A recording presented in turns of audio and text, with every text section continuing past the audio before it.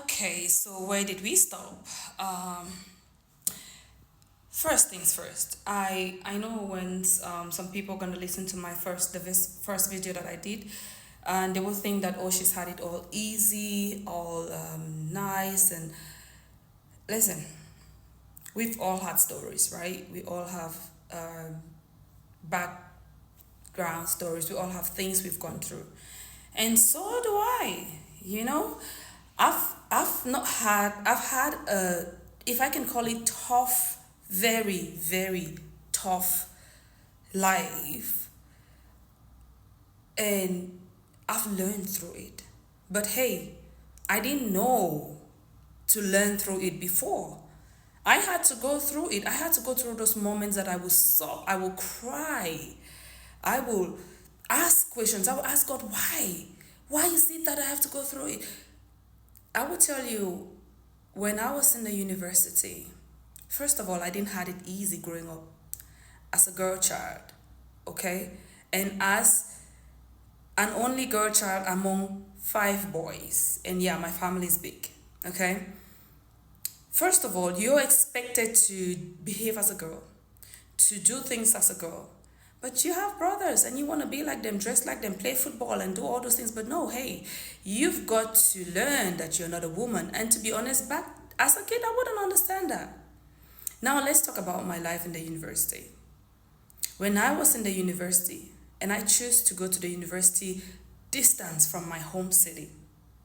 In fact, I went back to where I was born, which was the capital of Cameroon, Yaoundé.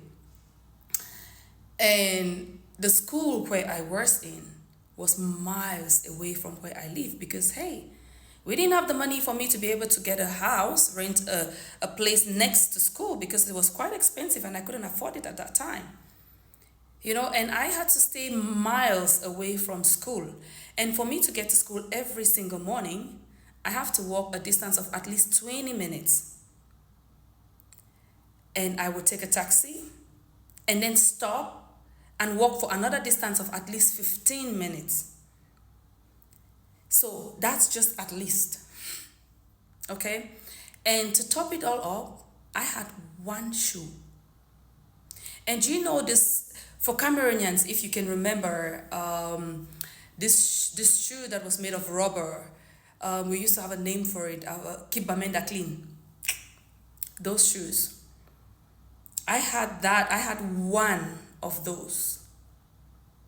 And I went to school with it for the first and the second semester. At the end of the third semester, which was a year, by the third semester, this shoe was already broken at the bottom. Even though it was made of plastic, of rubber, plastic, it was broken at the bottom.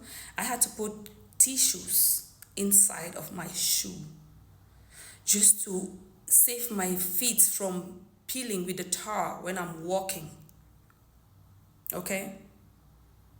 I had to put piles of tissues inside. And for the friends that are really close to me, they would know this. Where I used to live, they would know that. And that's not just all about it. As a young girl growing. So, where were we? Oh my God. Okay. I got a little bit distracted. I'm having some works going on in the house, and so at every moment they would wanna just call on me. So, yes, like I was saying, I would have to work a long distance to work, to school, and back, and I didn't have it easy. And let me tell you something. When I got to Dubai, when I got here, it took me some time to get a job. And when I did get a job, where I had the job, if you know about Dubai, it's 50 degrees in the summer. And where I had the job, I had to take, it would take me at least an hour 30 minutes to get to the last bus stop and walk for 20 minutes in 50 degrees heat, some days 45 degrees, to get to work every single day for a year. So I didn't have it easy, okay? There are days that There are months that we get a salary and you, at the end of the day, you can't even have the money to put in your bus card. And I would have to walk some more longer distances because I would have to take the metro and stop somewhere and then walk. But hey, the thing is, one thing that is about me is resilience. I never give up. I'm not the one to give up easily. No. I don't. There's a statement we say in Cameroon, impossible n'est pas camerounaise. Impossible n'est pas camerounaise. I don't give up. Impossible n'est pas camerounaise. Je suis Cameronaise, I'm Cameroonian. We don't give up. We don't know this word impossible. It's not in our dictionary. Bear you in mind. Yes, we do go through really, really tough times. And there are some people who do take their lives, which we've seen in the UAE. Some people have taken their lives because they're Cameroonians. Yeah, they cannot do it. They cannot go ahead. Yeah, it happens. But for the majority of Cameroonians, they will keep on going. And that's not just the majority of Cameroonians. That's a lot of people out there. And that's you listening to me right now. That's why you are here. That's why you're listening to me. And listen, when I decided to take the leap of faith and jump into my career as a model in UAE, it went even tougher. I had to figure out how to get myself legal in UAE, that is getting myself a residence visa every 2 years. Okay, and I had to figure out how to get myself money to be able to eat. I had to go to castings upon castings. I had to go to different fashion shows. I had to do everything. I even went bold. I had to do everything I could to keep on going. And there were times that I would go to castings and they would tell me to my face, "We are sorry, we don't take black girls." I heard that thousands of times in this UAE. They told me to my face, "I'm sorry, we don't use black girls." And at the end of that you would watch the show, there would be a black girl walking on that show. But it's not just you. They didn't just want you. And I tell you, it crushes down the person's spirit. Sometimes you go for a casting and they just look at you and they don't even cast you. Sometimes you're in a fashion show and you know what happens? They would put a dress on you. It happened to me several times. They put a dress on me and they took it out. And they told me, "You know what? Straight to my face, I'm sorry, your boobs are not good enough for this outfit." I heard that. I got that and more. Okay? And I had to figure life out. There came a point where I slept in my car. Even my family doesn't know this. And you know what? I even got scouted by a very, very famous modeling agency in the world, which I wouldn't mention the name here. But if you want to know, DM me. You know? And when I sent them my portfolio, you know what they told me? The lady came back to me and she said, she sent me an email.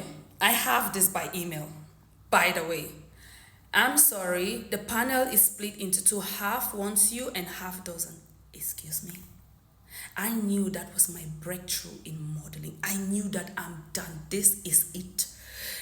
Excuse me. It is one of the famous modeling agencies in the world. I knew that that's it. That's my journey to where I wanted to be as a model. I went all out.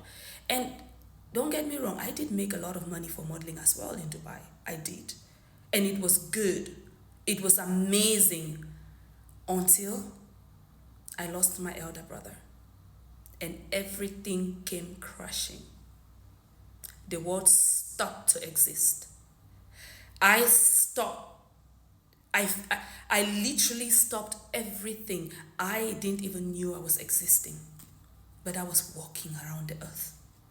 Okay, so don't listen to my story and think, "Oh, she had it." I didn't have it that easy. But you know what? Each time I fell with my face looking up, even when I did not know that my face is looking up. I thought my face is down.